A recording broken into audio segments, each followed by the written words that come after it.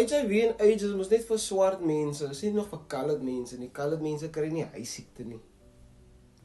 Baie van ons mense het hy gedagte en hy belief, want in die early 2000s het baie van ons mense, net swart mense op TV gesien wat gesê het, ek is HIV positive.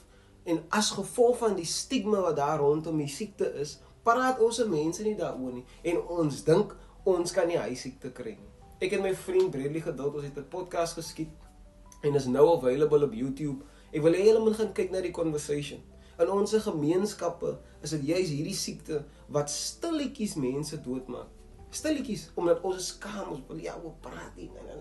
En dit is net swart mense wat hy siekte kan kry. Mind you, is vir almal. Die siekte is vir almal. Enigeen kan dit kry. Is festive season, nou hulle noem dit die silly season. En ons wil juist hierdie boodskap aan julle oordra. Wees versigtig, beskerm jouself. Dit is rof.